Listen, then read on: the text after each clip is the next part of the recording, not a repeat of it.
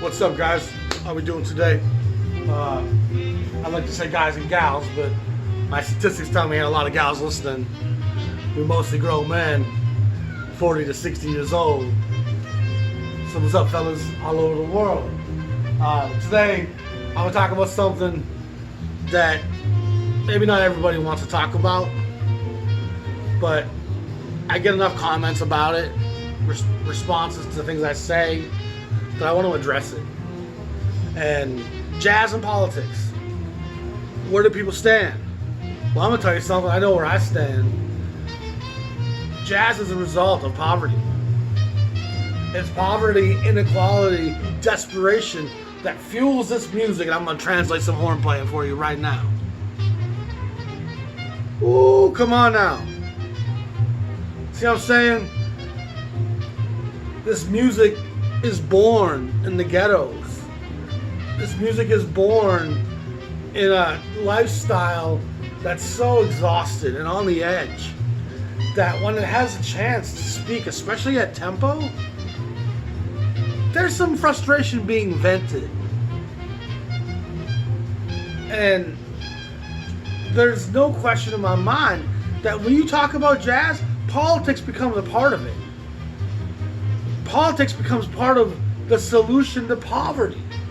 At least so I hoped. At least so I dreamt. As a kid in Canada growing up, they told me about a time as a grown man, starvation would be no more. Flying cloud cities. We wouldn't even dream of no more war. But there are systems in place that prevent progress from happening. And it's, again, I guess most of my comments, 95%, people are into with what I'm saying, appreciate what I'm saying, and just digging the politics that I'm sharing.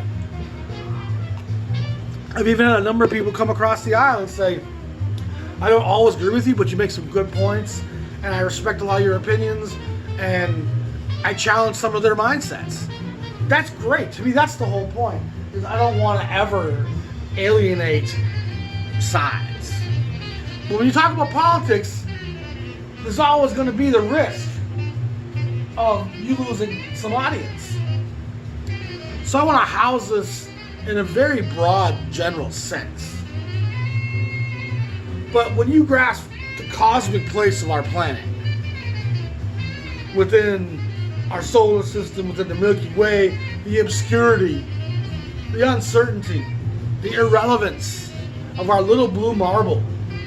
Once you have a grasp of astronomy, and that might be higher learning for today's school systems, but we used to learn that stuff. There's a humility that comes from our vulnerability. And there's a joint responsibility of us as a people, humans, earthlings, to have empathy for all our brethren. Not just my culture, not just my race, not just my religion, not just my nation. That's why those constructs are there, to divide us into little camps.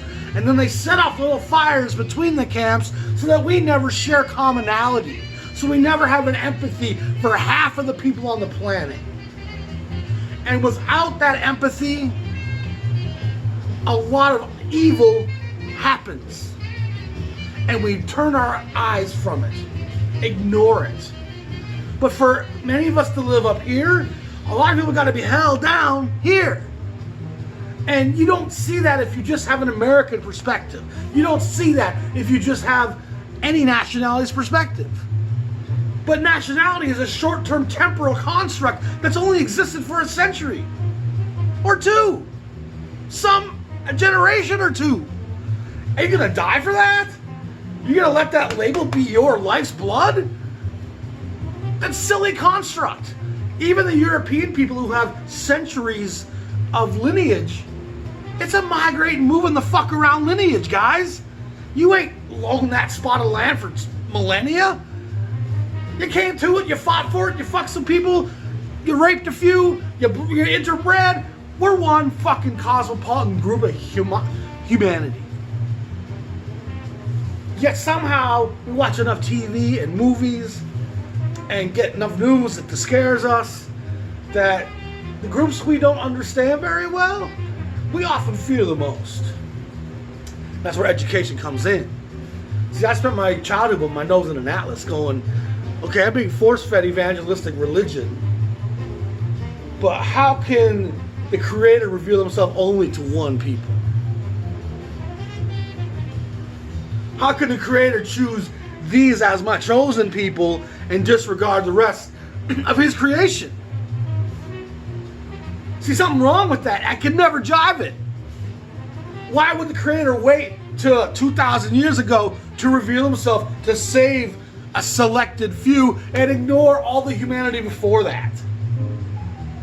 Obviously, the mythologies of mankind, which have a lot of good built-in morality, they lack a certain grasp of a grander cosmic understanding as these mythologies were invented. And they all borrow from the ones that precede them, which should illuminate us even more that shit, we're all part of the same tree. I'm on my little branch out here thinking I got the one true Creator. My roots are down there with the rest of us. And when I look down beneath the ground, Aborigines have been painting caves and talking about the gods and the spirits for 40,000 years. How can I, in any form of humility, think that my religion of 1,200, 2,000, 4,000 years can be the grand creation of all things when Aborigines painted caves 40,000 years ago? So I gotta back up my philosophy to incorporate them, because the Creator made them. And if I'm the Creator, I love all my creation, and I'm gonna love those in my creation who praise all of my creation. So as far as I'm concerned, none of us got his name right, or her name right, or whatever the fuck's name right. We don't know. Why are we gonna fight and divide over it? Why are we gonna wear the national label that was placed on a map arbitrarily, often in times to divide a strong group and put them in two separate places, or pit two enemies within the same border so they're always fighting each other and never rise up against the true controller of the power? Colonialism never ended. It just got a new ownership. The colonial kings and powers and the merchants of trade that made the Renaissance happen and the exploration of the world happen, the wealth that they concentrated through tyranny and terror and genocide and slavery, that power structure didn't go away. It just got defeated by capitalism. Because as the Industrial Revolution came along, that wealth concentrates, and now even the greatest of ideologies, democracy, which used to have politicians be paid on par with doctors and lawyers so I can maintain my conscientious vote. But suddenly now there's sewing machine companies that have swallowed up 13 other companies, and now we got millionaires. And now we got these moguls in the oil empires and the rail empires and the banking empires, and suddenly their wealth is so much greater than the wealth of the politics. Democracy lost. It lost its footing right then and there. Conscience went away. And Jazz is speaking on this shit. We have to hear this. Jazz is not separate from all of this construct. It's that migration of forced black work to this continent. The tyranny of the wealth built on slavery that empowers the people to follow the burning bush through the wilderness out of Egypt and hopefully to find themselves a new promised land. And trust me when I say it ain't Mississippi. And they came north to Chicago and it still wasn't there. They find it for moments in Harlem. They find it for moments in Tulsa. But man, we gotta wipe that shit out. The wealth that we live on was born in blood. Capitalism is a system built on greed. And it boggles my mind how people anywhere can think about the game of Monopoly and go, yeah, that's got a lot of happy endings. Name a game Monopoly that hasn't ended with someone kicking the fucking game board saying, fuck your park place. Fuck your boardwalk. I'm done. It's bullshit. On top of that, I think you've been cheating. I think you've been cheating. And even if you ain't cheating, you got that big gun first, so you just started taking people's shit. It wasn't like you outsmarted nobody. You out bloodshed motherfuckers. See what I'm saying? And that's the part of the problem, is that the wealth of the world should not belong to the people with the biggest guns first. And when you ask a bunch of second grade kids to come up with a concept of how would you make the world better? How would you make it a place without war, disease, pestilence, hunger, starvation? How would you provide everybody with some education, some health care, clean water? One of the things they come up with, any child in the third grade, is going to look something like socialism. Wealth redistribution. But the second you start talking about wealth redistribution, guess who's got a problem with that? I killed millions for this money. I enslaved millions for this money. I poisoned you with chemicals, gave you tobacco, used you as slave labor for this money. And it ain't about my nation or my race or my religion that's gonna make me kill you. It's the religion of my money. And the only people in my religion are people with money. And that group, they look at any type of regulation or control as, how dare you? And you know how they make the poor masses come along? That's not freedom. We want freedom. You want to be free. You want to be rich like me someday, but you ain't gonna be. But they convince you freedom is that. Business needs the freedom to be unfettered. Kids back in the coal mine. No regulations, no health safety, no environment, no overtime. That's freedom. And we vote for that. Like, yeah, I love freedom. And then when that ain't enough, when some of us get through the cracks and go, oh shit, we should probably do a little bit more about the poor, the mentally ill. We should maybe help more people. Then they come up with socialism hates God. All those commies hate God. They hate your God. Don't believe that shit for a second. The amount of bullshit propaganda that they put out there to keep fundamentalist people on the right thinking that anything to do with the left is going to endanger their ticket to heaven. Believe me when I say there's some bullshit being reported to the Christian right. Not even from mainstream media, but from the Christian conservative media. Through the churches even. They come back with all these reports and they have a way of taxing these people. We need to build a new railway in Ghana or Nigeria. Oh, a bunch of our churches got burned and they killed kids in school. Please donate money. Something they get $12 million. Here's a $40,000 school we're going to rebuild that we burnt down. But now we got $10.5 million to do what we really wanted to do in the first place. It's a form of taxation. And these fundamentalists, they just line up to donate money to their cause so they think their conscience is clean. But it ain't. These people's situations ain't getting better. And the people who are oppressed aren't dumb enough to kill innocent lives anywhere and think that that's going to gain support for their cause. We're not going to go kill a bunch of Christian school kids and think the world's going to come and say, oh, now you guys deserve our attention. It's mind-boggling. They're not that dumb. Terrorists aren't dumb enough to attack structures that have human civilians in them. That's not going to gain them support from anyone. Use common sense.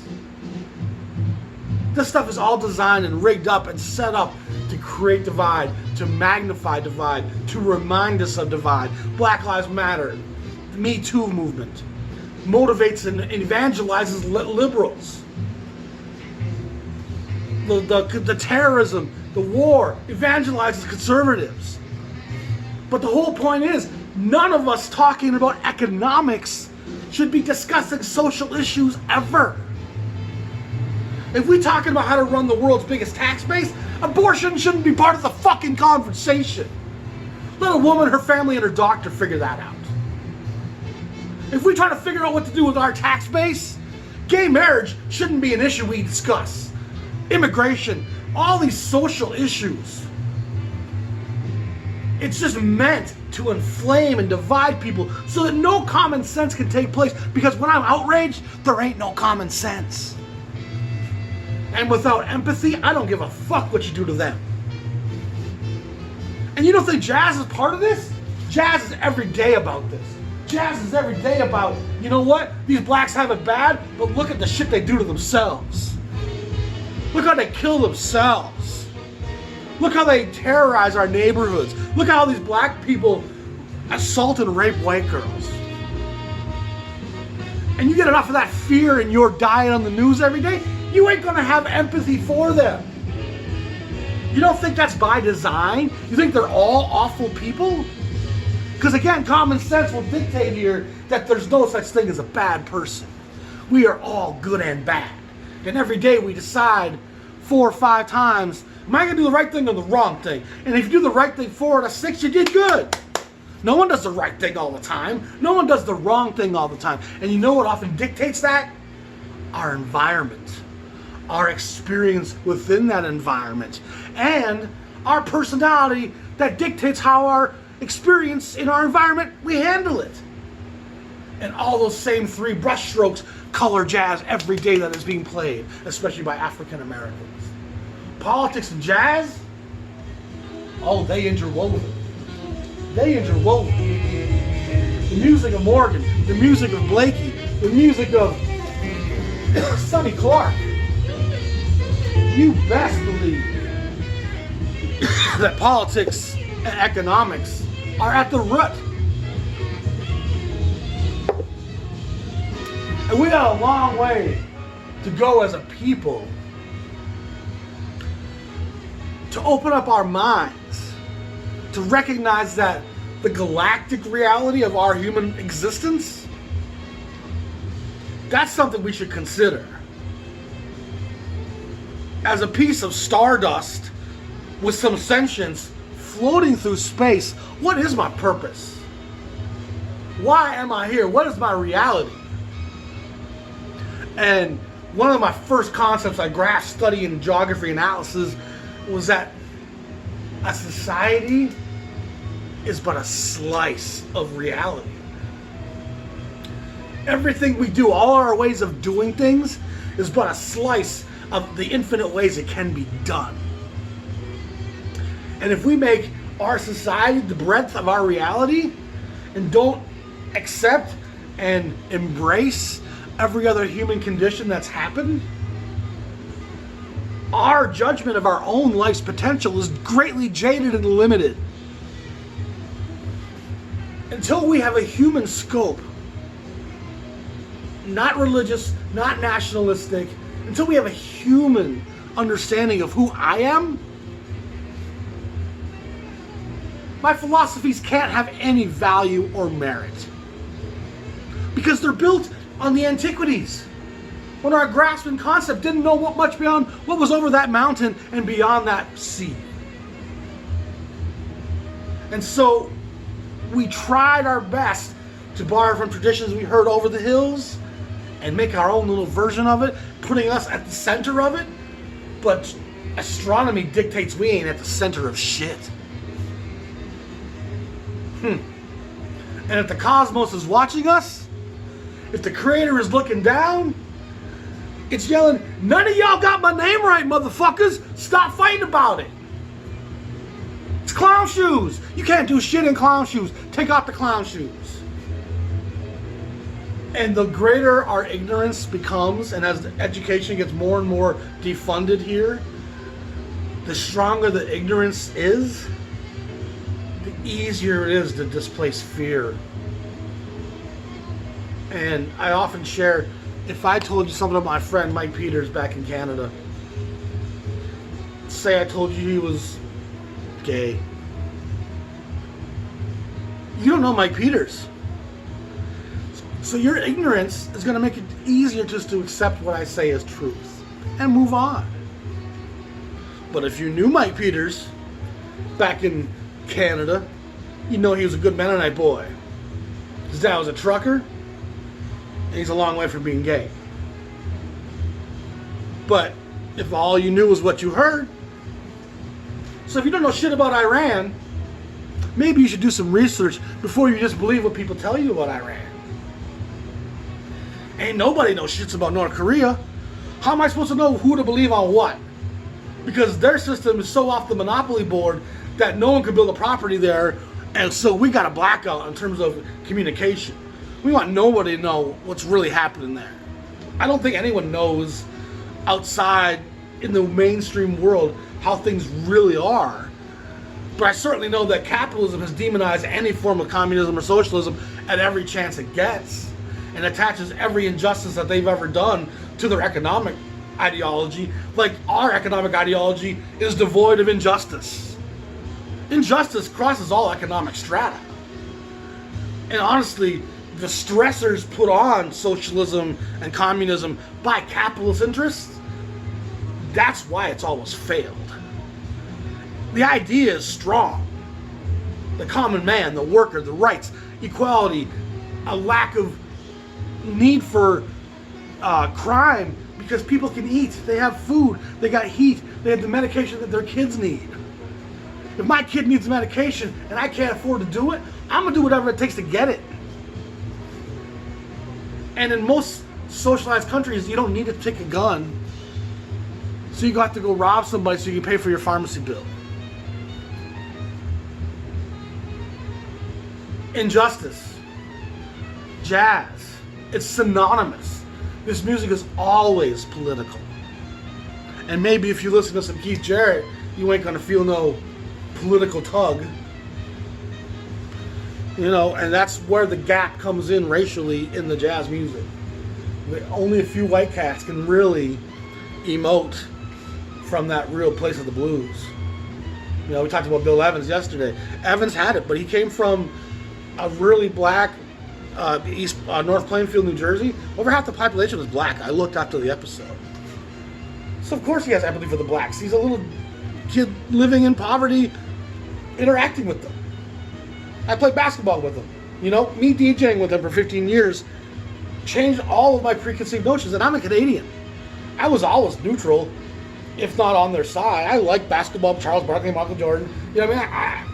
But actually interacting with them on a daily basis, man, they just like you and me, on the realest of terms. And for the most part, they want to forget about race, but they reminded every time they walk into a store when people kind of look at them, follow them around. You ask a white shopper if she wants help, she'll be, no thank you, I appreciate that. You ask a sister if she wants some help, she thinks you're checking up on her. See what I'm saying? That's what it's like to live in oppression. That's what it's like to be 24 hours a day black.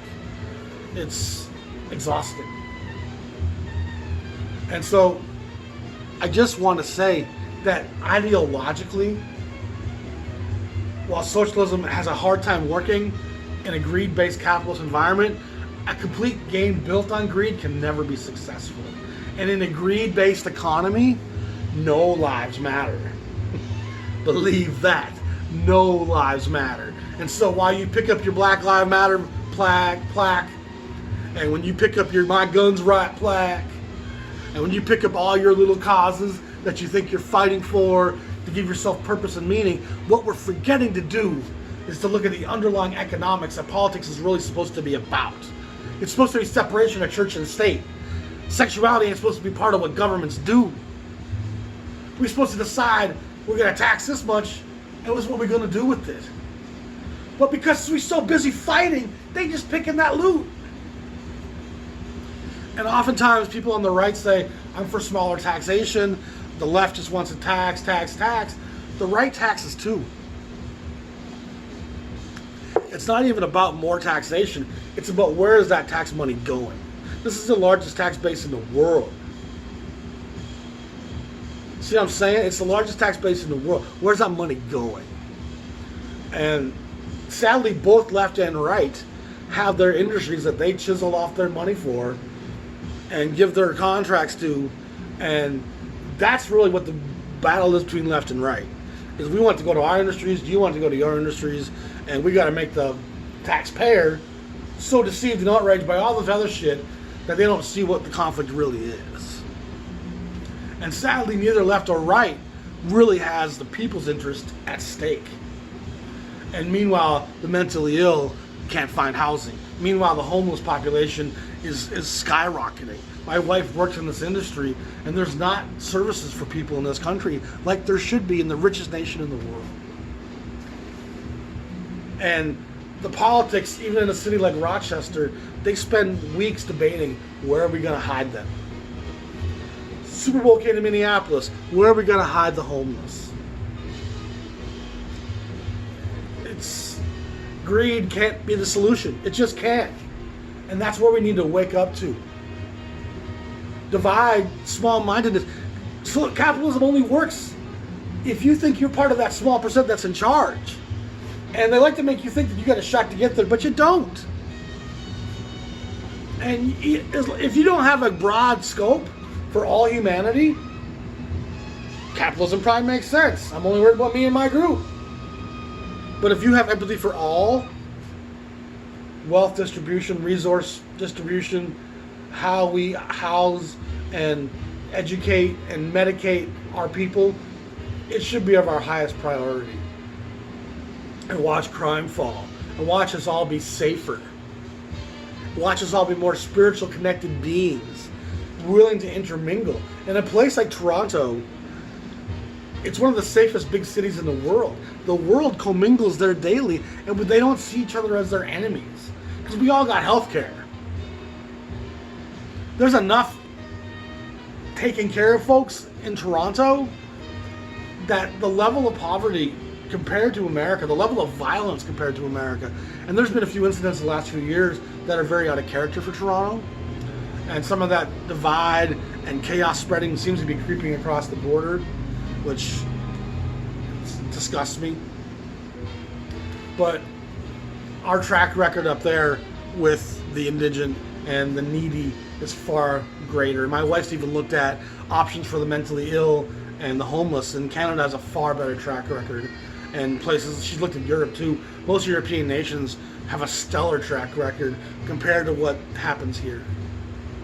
And the ultimate unregulated greed of capitalism leaves a wake of desperation. And desperation creates crime. And desperation creates jazz. And there's no way that a lot of what I just said wasn't coming out of their horns. If you got the ears to hear it, and the knowledge and the comprehension of the times this was made in,